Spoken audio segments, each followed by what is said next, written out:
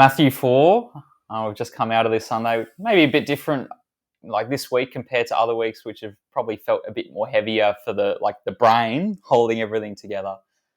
Something about Matthew 4 that just cuts straight to the heart because it's real for all of us, and it's about temptation and Jesus' temptation and then also ours. So appreciate the fact of coming in to something like that. That means we have to do heart work here. Guess curious as you're coming in, what's been sitting in your heart, sitting in a passage like this? So I was tempted just to skip this week. It's pretty heavy. Skip suffering and go to glory. There's plenty of interesting components to the way that Jesus is tempted by the devil in the wilderness. And I guess, straight off the bat, when you read it, you go, well, the Son of God is going to be able to combat temptation. What can we learn from this? Is there anything there? And the answer is quite a lot. Indeed. So I don't know. I guess the first thing for me, when you look at the passage, is the wilderness context. And so all of a sudden I'm thinking about Israel's time in the wilderness, thinking about Jesus as new Israel. And so you go, the wilderness is the place of temptation. Israel in particular are tempted to grumble, are tempted to build the golden calf. They're tempted to worship things other than God himself. And they're tempted to yearn for their past life in Egypt in particular. And so as you have the new Israel rock up in the wilderness, the context is kind of ringing alarm bells going, how is Jesus going to deal with this same temptation that old Israel have endured through? And he comes there. So again, that's kind of the first bit. I was like, right, as I'm curious to what God's going to do through Jesus in this passage, I'm worried the old story is going to repeat itself. Even though, I know the ending, Jesus wins, but in terms of as you place yourself in the story, sitting with that narrative is really, it's heavy. And Matthew's been building something there for us that Jesus is seen to re-enter the very places that mark the places of Israel's failure. The wilderness, crossing the Jordan River last week.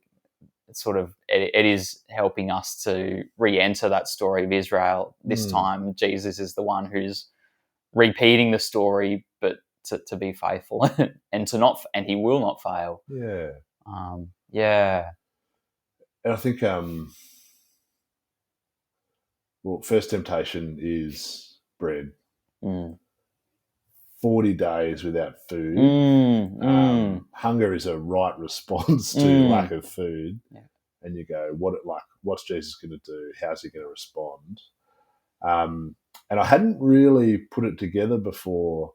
I thought the devil was pouncing on Jesus at this moment because of his hunger.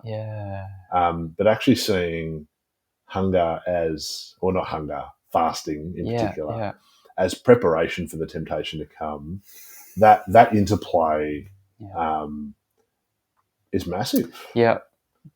Jesus deliberately entered a space of deprivation and hunger in order. You were saying this, there was something crucial about he was led into the wilderness by the Spirit to go endure that sort of deprivation and that hunger, and this is his preparation. That was an application thing for us to be thinking about preparation and prepare as a category, prepare for the testing. At first reading, you look at that and you go, I think hunger here is the problem, but I think hunger is actually Jesus' solution to that particular issue. And fasting was the means by which he was focused on God's will, focused on doing what he needs to do in this moment, rather than being distracted by all the other things that flood into your senses as you approach that temptation. Preparation's big. I think that's a big preparation for temptation is a really big category that we need to engage with. particularly, I reckon we, in general, temptation's always coming. We know temptation's coming, but I think in our heart of hearts, we just try and hope that it won't. Mm-hmm. We hope that we'll do the right thing. Mm-hmm. We hope that we won't sin. Mm-hmm. But we don't really put any groundwork into preparing ourselves for the moment temptation comes. Yeah. Yeah. So, I mean, like, you look at the, kids talk yesterday, cookie jar. Do you reach your hand into the cookie jar and take a cookie? Yes or no? That's the question. What am I going to do at that moment of temptation? And as you're standing there with your hand in the jar, that's a really bad place to be thinking, how am I going to treat this situation? Or how am I going to respond? Yeah. Yeah. Because you're right there. The cookies are just centimeters away from your fingers. Yeah. And you actually viscerally feel the joy and the flavor of that cookie as it goes down. You feel the sense of satisfaction, even though it's going to last for 15 seconds. You know that satisfaction that is going to be derived from that. And you're actually weighing up against something that you know will be good in the short term versus the abstract concepts of mum might be cranky. Oh, well, mum's always cranky. Or this is going to cost me credibility in my relationship. Yeah. Oh, well, that's future me's problem. That's not current me. Yeah. And current me wants to pounce Yeah. on that visceral experience that I know will feel good in the moment. And that's that. Like, why don't we prepare for that? I heard you alerting us there to like just the recognition that our behaviors and actions in the moment of crisis are actually truly just the fruit of things that we've habituated in our lives and hearts, that every day we go through a certain routine and ritual to get up and get ready for work and get out the door and all these sort of things. But alongside that are choices and decisions that we make in moral moments, in relationships, and how we're engaging with ourselves and our heart, and how we're engaging with God. Every day, those sort of moments are forming in us a certain character, so that when the time of crisis comes, or a particular season that is felt to be difficult and testing in that regard, what comes out of us is actually it's a revelation. I heard an illustration once when someone was talking about the sin of anger, I suppose, and had a water bottle with a loose cap on the top or something like that, and shook the bottle, and water comes flying out, and it's like, why did everyone get wet just there? It was, because the cap wasn't on properly. But no, it was actually because there's water in the bottle. If there was no water in the bottle, there'd be nothing that. And in a sense, temptation or testing is a little bit like that. It reveals what's inside. That when we're shaken, what bubbles out is something that's already there and present. In a sense, testing has its way to actually reveal to us something of what's truly going on. And in that sense becomes a grace to see it, to name it, and then to change it. But I think I was really struck by that sense of, what are the habits that we are forming in our day to day, and are we aware of how much as well we are being formed by the particular time that we live in, or the particular culture we live in, by the relationships that we cultivate, or by the things that we attend to in our minds. Like, are we aware that these are things that are actually having the feedback loop is going this way, and it's actually doing something either constructive or deconstructive to our hearts. So I appreciated that sense of alertness to the small moments and the habits of our heart that we're called to cultivate as Christian people. Yeah, I think yesterday afternoon as I was reflecting again on the passage, the idea of like a sports team jumped into my mind. Shock horror. But there's a sense in which a sports team plays on the weekends, and they play for like an hour and a half in most games, like 90 minutes in soccer, 80 minutes in rugby. And those 80 minutes are are not the main game. Well, so they are the main game, but they're not actually where the preparation bears fruit. They're the end goal. They're not actually the process to get there. And so, like, I drive around on a weeknight, and you see hundreds of kids and hundreds of adults running around practicing. They're tackling, they're kicking, or like whatever it is. But how well they train and practice on a Tuesday and Thursday night dictates how they actually will perform on the Saturday. Yeah. And if they're not tackling well on a Tuesday, they're not going to tackle well on a Saturday. And like phrases like practice like you play are really helpful, going, all right, well, if I don't know how to do it in my practice scenario, how am I ever going to execute that skill in the actual moment? And so I think it's really interesting that Jesus uses fasting as the mechanism by which he prepares for that temptation, because he's preparing to go without, so that when he's offered bread, which he's got his hand, like the hand's right there, he could just reach out and grab it and turn the stone into bread. Instead, he goes, no, I've practiced for 40 days what it's like to go without bread. I can last another 15 seconds. Yeah. And so it's just beautiful. There's the preparation, and Jesus is practicing the way that he's going to play in that moment of temptation. Yeah.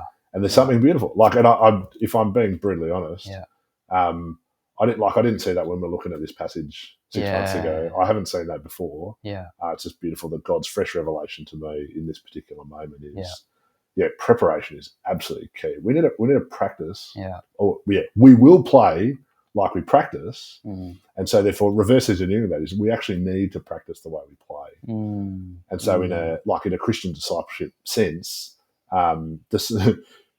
temptation is going to be there all the time. Every day, multiple times. There's any opportunity to sin, we are going to be tempted to execute that sin because we're totally depraved, right? We are not perfect people. We're not inherently good. We are made in God's image, but we're not naturally. If we're just left long enough to just do things the way that we think we should do them, we're not magically going to become perfect people over time. Yeah, we're naturally going to be drawn away from God's ways by our totally depraved nature, our sinful nature, and so I think it's curious that we just regularly pretend like temptation's not a thing. And so, you can literally insert any sin, any temptation of any description, and you go, right, when I'm next presented with the temptation to eat too much food, to look at something on the internet, to be cruel to someone that I should be kind to, when I'm have a relational breakdown and I hold the grudge rather than try and heal the relationship.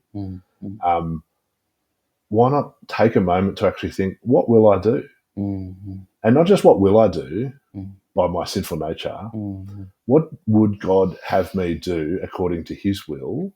And how do I prepare myself to try and execute that skill when I actually come into that live situation, rather than just pretending like there's no problem and then just fumbling my way into it and failing for the next 100 times I'm interact with that particular temptation.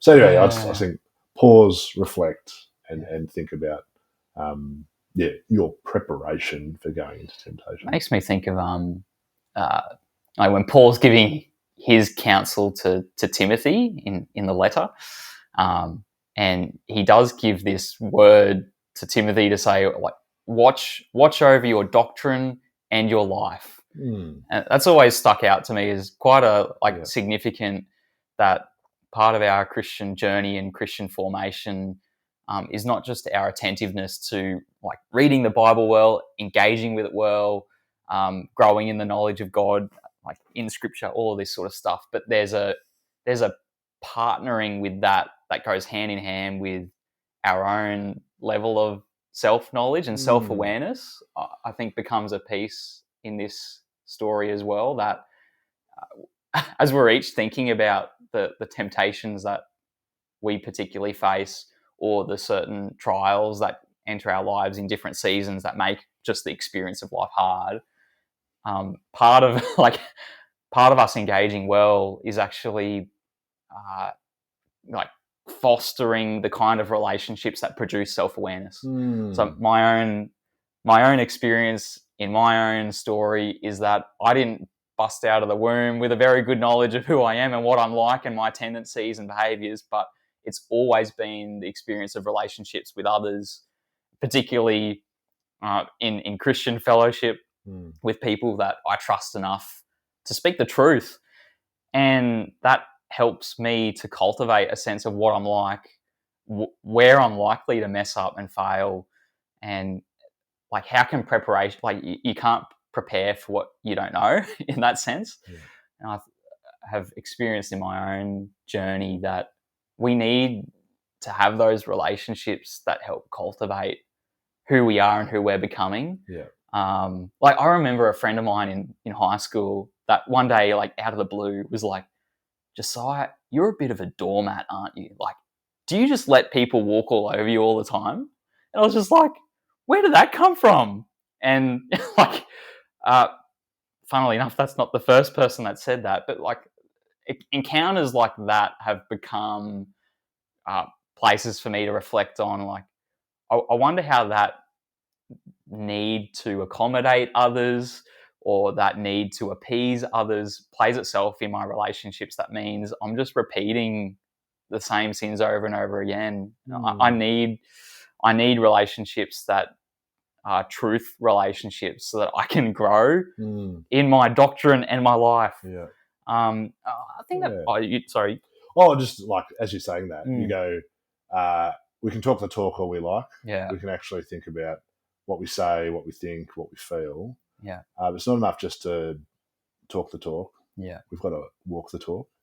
And we've got to actually do that not just by ourselves in the context of community. Because if we just kind of go, oh yeah, I think I'm doing an all right job, I'm doing okay, and the people that know you best go, no, you are not. You're making the same mistakes over and over again. So yeah, that's helpful. I think the other thought that connects to that is just that our experience of doing life together and community together, growth group together, I think they can also help us foster a sense of where we are situated in time. As in, I think part of preparing well for temptation is also a sense of discerning the season that we're in. That so often the things that we are struggling with enter our lives in a particular season and circumstance that might change in 6 months or 12 months or 8, whatever it might be. Sometimes it's hard to actually see that trajectory and be able to name, these different things that have shifted in my life like are actually causing me a lot of angst, and I'm under a lot of stress or pressure, or I'm worried about particular things, or I'm bitter and resentful at these people in this relationship that's been a difficult thing. Like all of these things come at a certain place. I think there's something in being able to discern and name the season that we're in currently so that we can enter it with that, I guess, Godwood posture of like there might be legitimate things that are happening that are like quite sad or awful, but holding on to that sense of what's God doing in this? I wonder what this is surfacing, and what I'm meant to be. What does God want me to be attentive to right now in this place? I find like I keep complaining about different seasons that come with parenting, and I'm finding that sort of thing. The question of what's God wanting to be attentive to right now that I'm missing? Yeah. That's a great segue to what I want to reflect with you last on. That last temptation of Jesus, standing up on the top of the mountain, looking out over all creation, all of the cities, whatever you call them, and Satan saying, all this I can give to you if you just bow down and worship me. Fundamentally, I think that is skipping the hard bit. So it already belongs to Jesus, although his path goes via the cross and crucifixion and resurrection. The temptation at that point is actually skipping the hard bit to go straight to the glory. And so in that very sense, we regularly complain about the stuff that is actually critical in our formation that takes us on a journey to look more like Jesus. But that is actually, the pain is part of the process. And we genuinely want to skip the pain if at all possible. That's our general posture and default as humans. And it's why things like weight loss drugs are so popular, because it's like, I don't want to spend the next 10,000 hours on the treadmill. Is there a magic pill I can pop that can take all my pain away and still get to the desired outcome? You kind of go, like relationship formation. Like, I don't want to go and meet different people in different places. I want to find an app to be able to find someone instantly to skip the painful process of relationship formation and figuring out who they are. And so many instances, like whole industries are set up to try and skip the pain, alleviate suffering, and get the outcome without the process. But the process actually takes us to the outcome. The process is formative. And the process is actually how we become more like Jesus. And so, I agree. I'm no stranger to complaining about being stuck in pain. But pain's part of the process, and it's something that we should really be embracing, because often it is the mechanism by which God makes us look more like his son, which should be the ultimate goal of anyone who proclaims to follow Jesus. We should want to be more like him. And so, I just love that I love that Jesus didn't skip the cross, because it means that we can be friends with God, because he died and rose again, sits at the right hand of God to judge the living and the dead. I love that. That's a beautiful picture. But it also gives me encouragement, even if that's somber encouragement, that you go, I will suffer in the future. When I suffer in the future, God is making me look more like his son, Jesus. And even if that feels awful and I hate it experientially, there is a good purpose that God is using to make me look more like his son through life. And I love that. I think there's something so significant about not dodging the pain. It puts its finger on, like, it's our cultural gap. Like, a lot of people have commented, like, Western culture, we're not resilient with suffering. And it makes me think, like, what we have an opportunity to do in Christian community is to cultivate a certain space together that makes it plausible to enter my week. I'm weak. Like, I know the shortcomings of my heart as I enter a world and get pulled about. But there's something deeply strengthening about a shared experience of community where we're committed to do that together. It holds the line for each other in the spaces in my heart that I might be otherwise tempted to let grow cold or be complacent in or turn a blind eye to. But the experience of a robust Christian community keeps us wrestling. I think the struggle, I think you mentioned a line, there's a space, we're called to struggle with temptation, struggle against sin and strive against it. There's a space that, perish the thought that we stop struggling, because then it means just the battle's over. As you were speaking yesterday, the verse that jumped in my mind was the verse from James, chapter 1, verse 1, or whatever it is, where he's like, consider it pure joy, my brothers, when you face trials of various kinds, because you know that the testing of your faith produces perseverance. And I go, what's my relationship to a verse like that? And I go, not a very good one. As in, I think it is a call there to struggle and to fight for joy. I don't think it's a call to put on a happy face, but I think it's a call to engage with the call to sometimes grieve really well, sometimes to name things are just not good right now, but to not give up the fight. That there is joy for us because it's all being attended to by our loving Father, and it's worth fighting for that joy because of Him. Yeah, absolutely. So I think that this week's challenge is how do we prepare for the pain that we know is going to come, and so that when that temptation presents itself, we can actually execute the skills that we've been practicing, and thus honouring God with our lives in that moment, and choosing God's will over our warped, sinful, human, corrupt. So prepare for the pain. Good call. Yeah.